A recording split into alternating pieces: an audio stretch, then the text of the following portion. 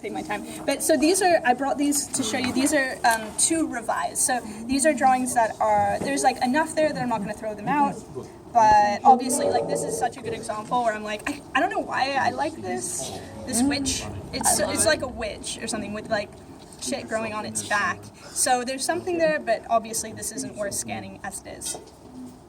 Some of these are just like, because they're just figures, like this isn't compelling enough. I want to do something to it, like have a narrative or a story in there, add a whole bunch of animals or creepy stuff. Do you like life draw the figures and then you use them later? Yeah, I often do that. So I often use my life drawing stuff and then revise it and use it for sketches. But for my paintings, I usually have already something in mind that I want, so I don't use existing stuff. I'll think of what I would most like it to be, and then I'll make it happen and then use my own reference to get exactly what I want.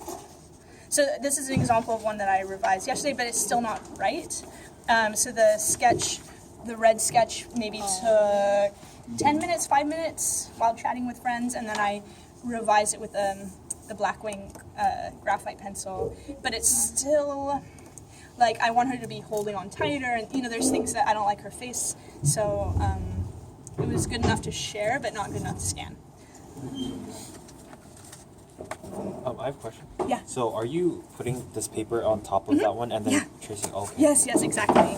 So the example with this one, you can see the sketch is underneath, and there's things I don't like about it, like in the initial, like one of the hands is fucked up, and her waist is kind of weird, and I like colored in her nipple all the way, and I don't want it like that.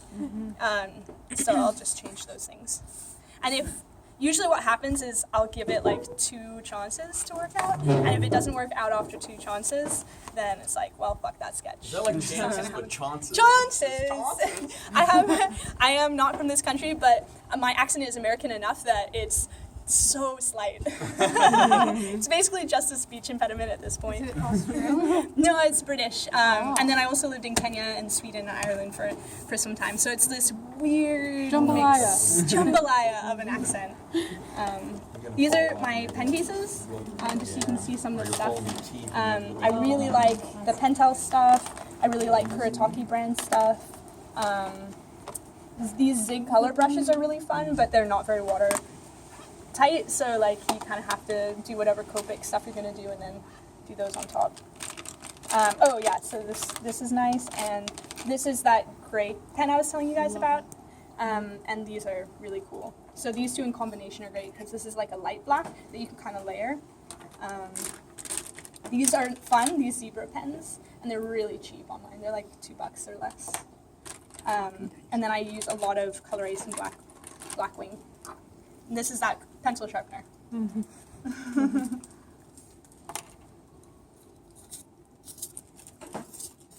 What kind of paper is this one? Yeah, this is Canson recycled 50-pound bond. Super cheap. I just rip it out as I go, and that way I can immediately toss things that aren't working, because otherwise I'll be drowning in paper. And keep the stuff that is. And I don't keep a sketchbook anymore. I just go through paper. So it's like my sketchbook is just the hits. So no one will see the shitty stuff unless I show you the shitty stuff. Okay, so. Alright. Yeah, we'll see how this goes. So the initial sketch was Color Ace, and I just slip it underneath the next page down. This one has some schmutz on it, just from being carried around. So sometimes I'll take the top sheet off and put it underneath. And this will also mean that this next sheet below won't have that indentation of me pressing. So it like protects pages underneath, since this page is useless anyway, it's kind of smutsy. The nice thing about this method is that then you can, like, let's say sometimes you draw and you like cut it off at the knee, or like you're drawing a skeleton and you're like, oh fuck, there's not enough room for the femur, so you make them really short. Well, this way you could, in essence, like let's say I made her legs really short, could draw her and then move her up, and then make the legs longer. Like you could draw her. The other thing is you can center it. So sometimes you'll be drawing and you'll make your drawing way off center. But this way you can center it exactly where you want it on the page. If you know you're going to add elements, like if I wanted to add a bunch of birds sitting on her, I could just put it down, and it just makes things a lot easier. I hold the pencil kind of like loose, like this, to try to get the edge.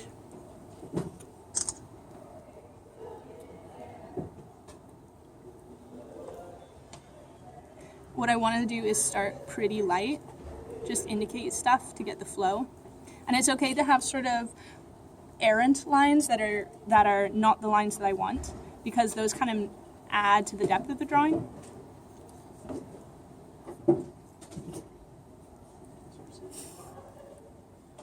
Hannah.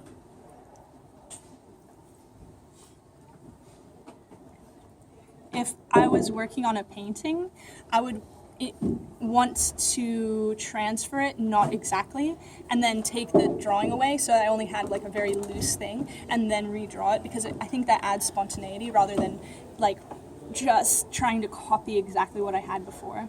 But if it's a drawing I'm revising, then it's a little different.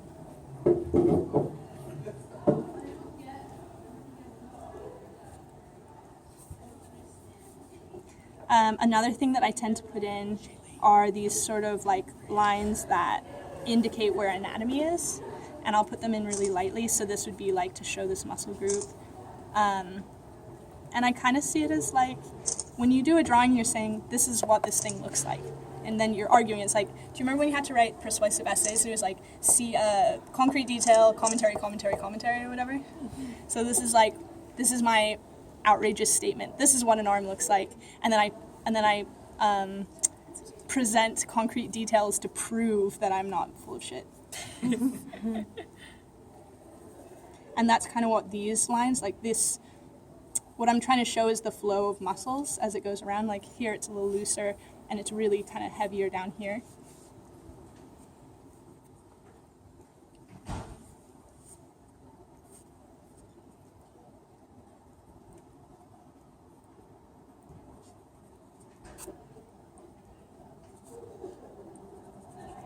And I think normally my hand wouldn't be like doing this shaky thing.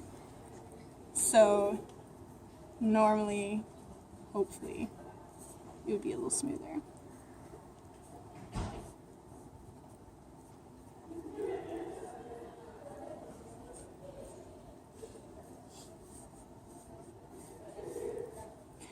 And it kind of feels like, I think when you get in the rhythm of it, it feels like your hands just sort of dancing, like playing across the page.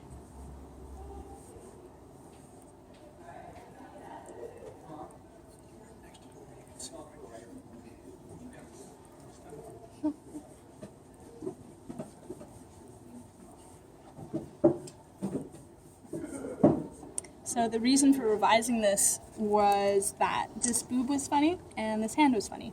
So I want to be a little more careful as I go over those parts, because that's the point of revising them.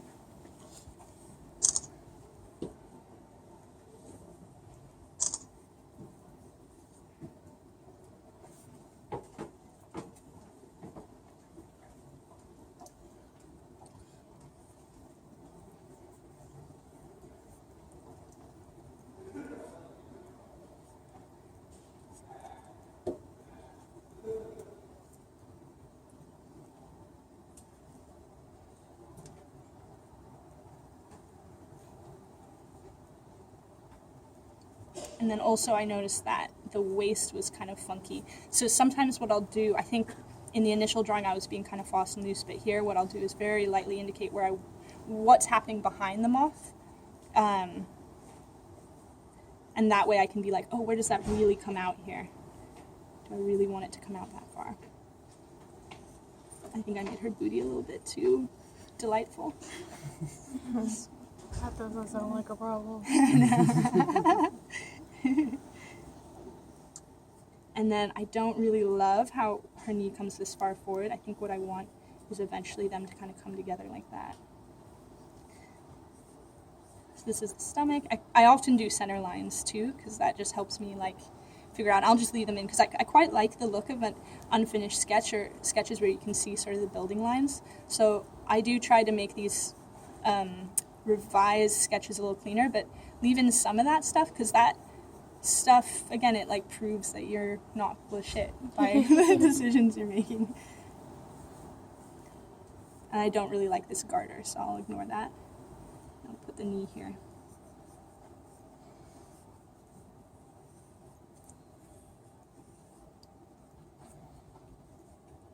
I do like her little frilly undies.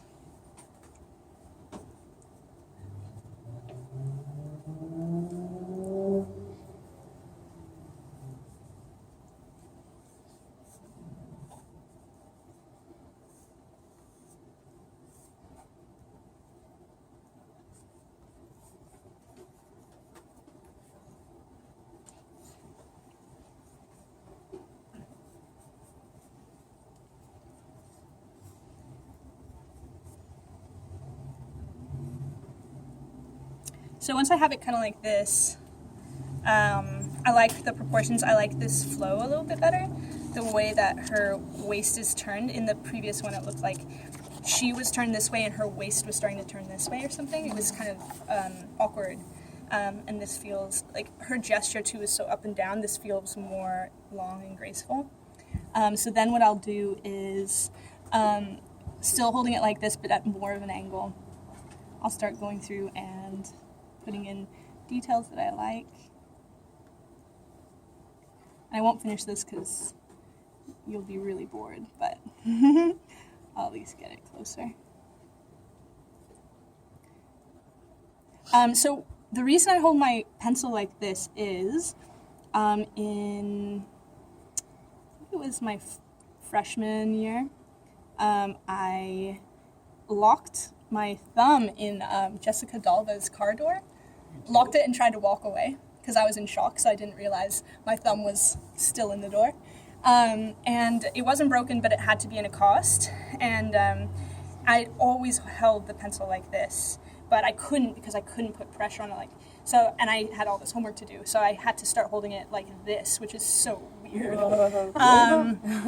Yeah, and then of course they teach people to hold the pencil like this. There's a benefit, but I kind of discovered it organically.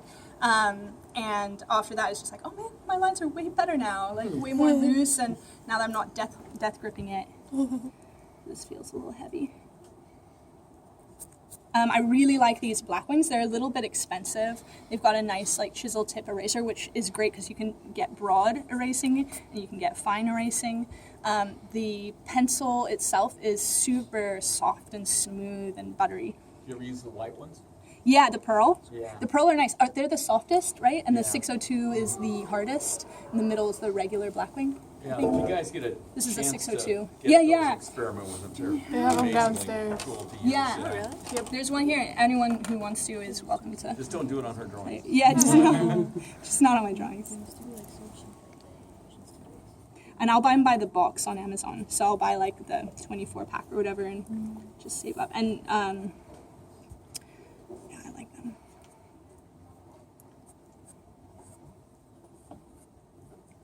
So like things like this muscle thing, this isn't correct, but I kind of like it. I just like it. So I think those are the chances you have to sort of break. It's not correct, right? But you can kind of break it in an interesting way, break the anatomy. And I wouldn't have done that if I'd been drawing like this. This is too controlled. I wouldn't have done that. But because I was drawing like this, it just kind of happens from your wrist motions.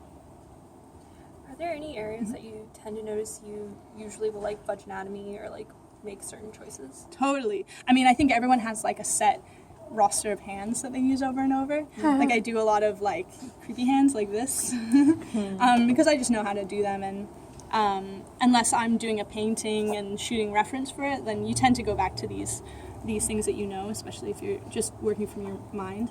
And then I think it's really interesting how everyone kind of tends to draw people a certain way. Like everyone looks like they belong in the same universe or something. You know, like they tend to.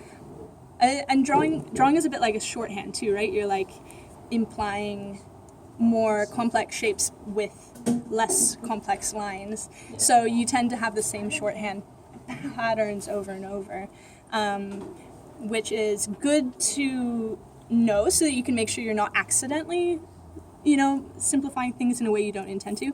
But it's not bad, and I think that's when someone refers to your style, I think often they're referring to the shorthand way that you describe complex forms.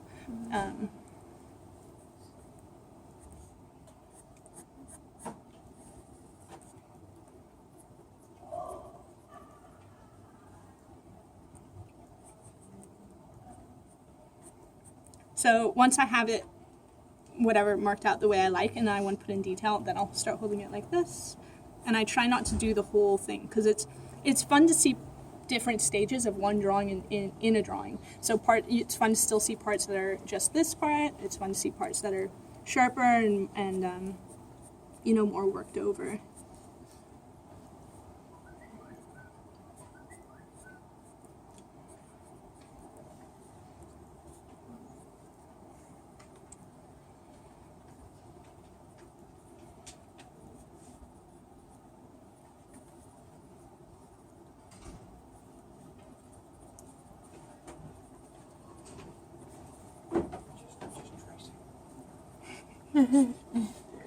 Cheater.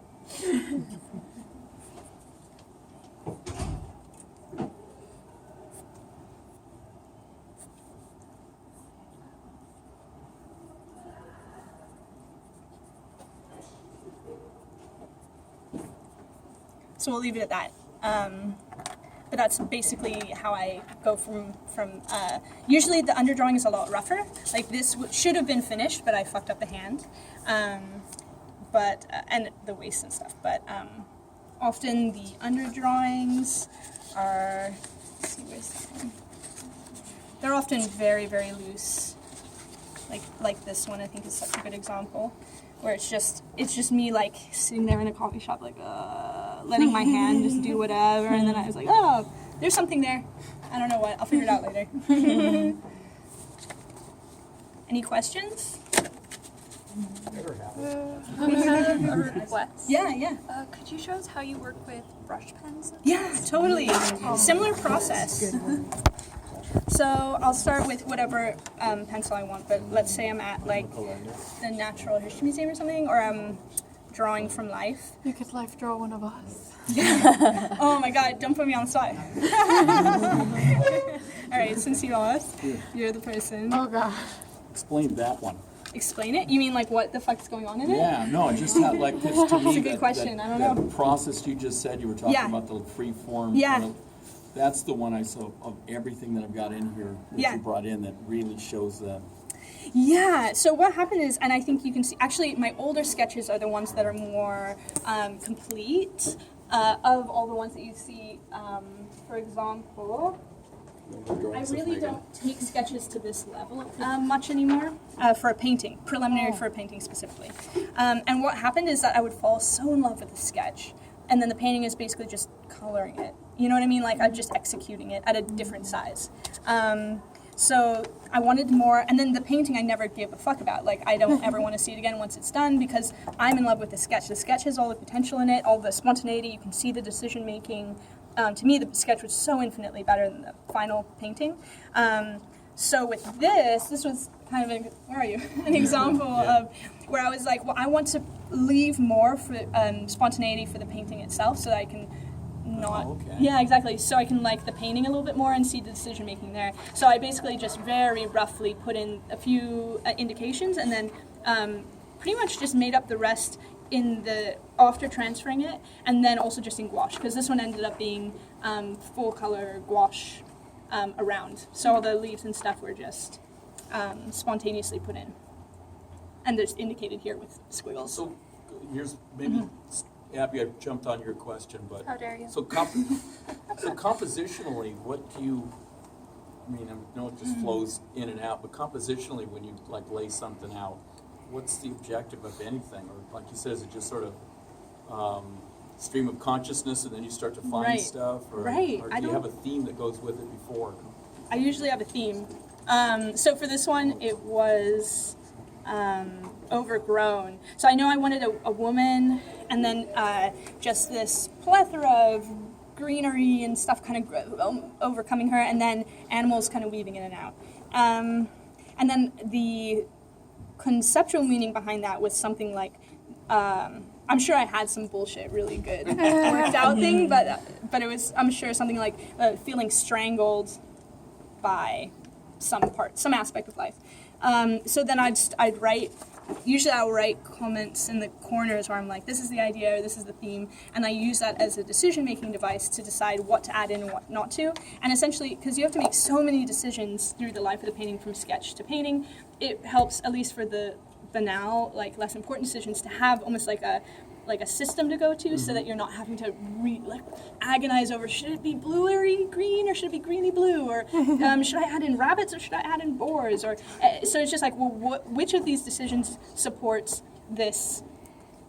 Yeah, this So it's idea. It's more object-based than shape-based or anything like that. Oh, and then for the shape, I think that's a little intuitive, because I do tend to, these two are very similar, they're like full spread, not a lot of empty space, not a lot of breathing room. Sometimes I feel like I do that, it's like an insecurity to go to that, because you're like, look at all the shit I put in this. Like, you're really getting your money's worth with this piece. And then I tend to like compositions that are heavy on top and thin on the bottom, that have that dynamism that they feel like they could tip over if you blow on them. Post that, I'm not sure. I know that I consider it, but I think a little bit it's intuitive, and it comes about as I'm working on the sketch. I mean, I picked that. I mean, my brain automatically went to that Yeah. one, because you could just really see. We're talking about the way your line Yeah. moves on the side of your hand. And Yeah. You could You on can that s- one. You was like, Drawing. Totally. And I do like how things flow. So I'm really, everyone's conscious of not having tangents, but I love to cut things off, like, oh, I want a bird beak coming through here, and of course I want it right through there, because that's a really good spot for it. You know, you try to like cut things from behind to show the shapes in front better, and so I guess those obviously will influence the composition too. I don't know. I don't always know why I do No, that. I'm just- Yeah. right, reason. Well, I'll draw something that I know. So, let's see.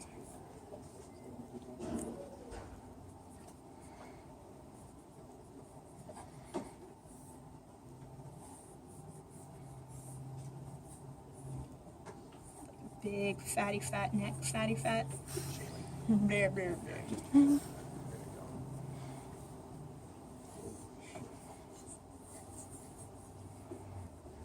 And so I know like a really good like elbow, right? So like that has to fit in to that rib cage. Let's have it go foot like this. That feels nice. And one down maybe. Rabbits have these funny feet that like feels like when they're running they kind of curve up, and they're fatter, like they have such scrubby brush paw pads. They're a little fatter there and then thin at the wrist. Not domestic rabbits so much, but hares and stuff. Super lean elbow. So when I'm drawing, I'll often just like I'll hit the important parts. And the rib cage is interesting because it feels sometimes like when you see a cat, like it breaks there. It's not a smooth line always. And I really like to play with the like where the ribs come out or where the chest comes out, and then in real tight here, like a greyhound or something.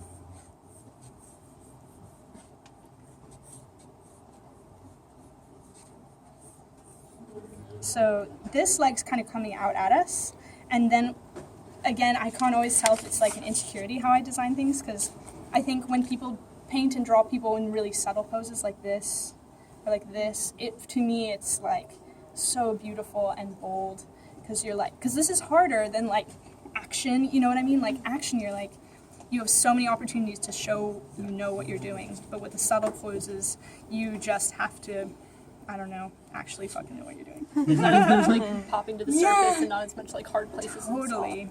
So I tend to go more dynamic, and I think that I often like more subtle stuff in other people's works. So this is obviously a rabbit. So I want this foot to see the top of it, and this one I want to see the side because I think that'll be more interesting. And the nails are really interesting because the nails all go forward, but they don't just go straight forward, they go forward and in. So like when the rabbit has its foot down, they'll all point toward the middle one, you know what I mean? Like which is interesting because it also shows the weight of the foot is pushing the nails to the side, whichever side is heaviest. So instead of just being claws like this, they all kind of do this.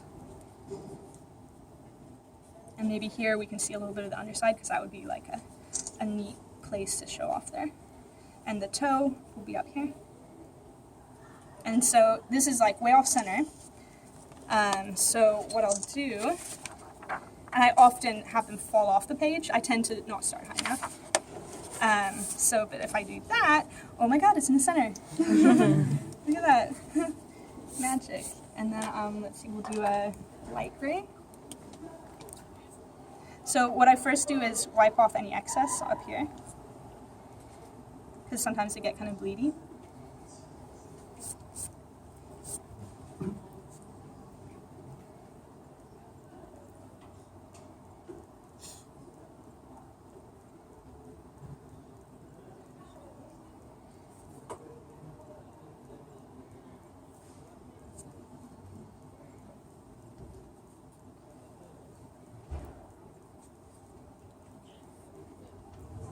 And they have these like super lush, fat, like the transition from this hair to the hair of the ear is kind of nice sometimes. It's a little bit like a fan or something.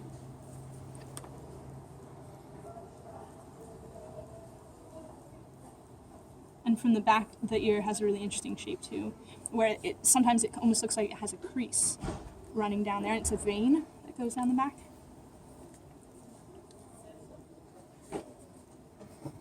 So then what I'll do is, as I'm going, I think I probably just do it intuitively, but I'll kind of think of like, where do I want to put in detail and where do I want to just make a bold statement? Like there's no detail in the hair here. And generally what it is at a point that bends outward, so like a shoulder blade, because that's when the hair has a chance to sort of peek out like that. But the inside structure is like that. So sometimes I'll even put both. I'll do that and then draw a little line to indicate the inside structure. Again, to sort of like prove. So like, this back line, and then maybe I'll do a line that's like, this is the curve of the rib cage within that, kind of break out the shape. When you were answering Gary's question about, leaving these unresolved Yeah. and then resolving things when you paint, would you say when you ink them, it's an analogous Yeah, totally. process? I think it's far better when the first sketch is super loose. Absolutely, because otherwise you get bored, you're just tracing your same thing over. But if you leave it rough, then there's still decisions to be made at this stage, but there's a structure to hang all the detail on. So in some ways you can be a little more free with those details because you're not going to be like, oh fuck, I ran out of room, or why is this all out of proportion? Like, you can go in and be a little bit more detailed, or worry more about details because the overall structure is there. Can you guys all see the sketch underneath? Just through the paper? So you can see even, it's not tracing paper or anything, but it's thin enough to totally be able to see through very easily. But it takes marker well without like ripping off.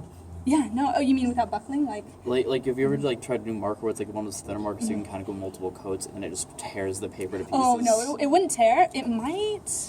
Let's have a look. Like with something juicy like a Copic, I bet it would, over time, start to warp, maybe? Oh, you know what? I've done one where I used a lot of Pentel, the black, the bold point one, which is super juicy, and did like whole background like solid fill thing, Yeah. and definitely there was like ever so slightly warping. But it wasn't bad. No, it definitely didn't tear, and Oh, wow. you didn't really notice it till after it was dry. So while you were working on it, it was pretty fine. Sort of just dried a little bit crunchy. So, yeah, no, I really like this paper. It's super cheap and unprecious, and here's its little foot. So what I want to indicate are these little I want to show its little claws. Connecting, maybe get a little fat here.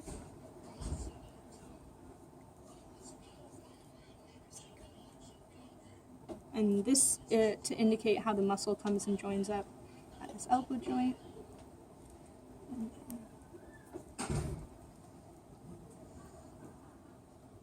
Maybe just a couple of these. Let's see.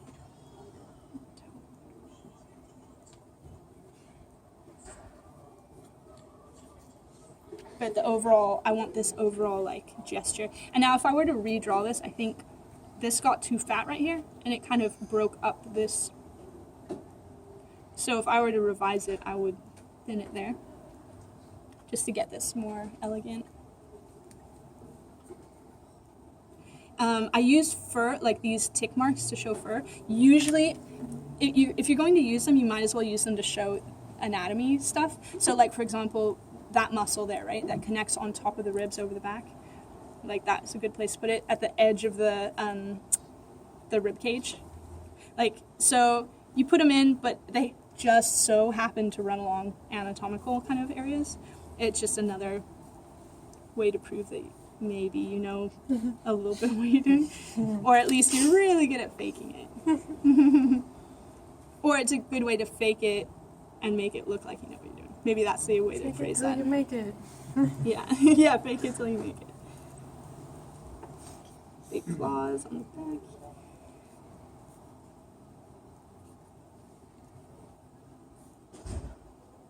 So, if you know, I don't know if you guys have ever owned rabbits or something, but they're really plush right at the paw pads, almost like little scrubby brushes. And then they get short hair again, or sort of tighter to the form, back toward the back of the foot, where they get a little, yeah, more bony.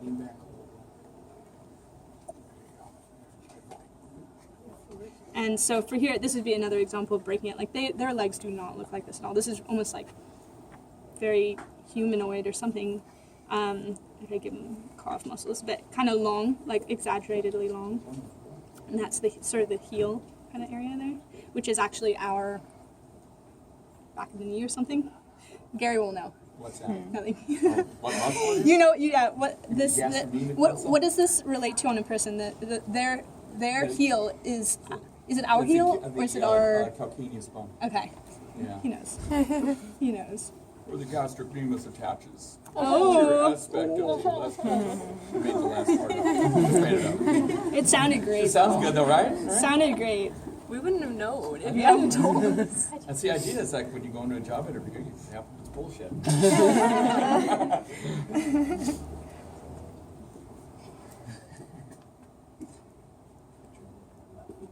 Alright, that's pretty much it. So then if I was going to go back through, this isn't worth finishing, I think, it's a little goofy, but I would maybe take this wash, and again, I should get the excess off, and then this one is like a light black, so maybe I'll just hit like corners of mouths and, you know, places where I want to sink it a little bit deeper. Are you using like light logic too?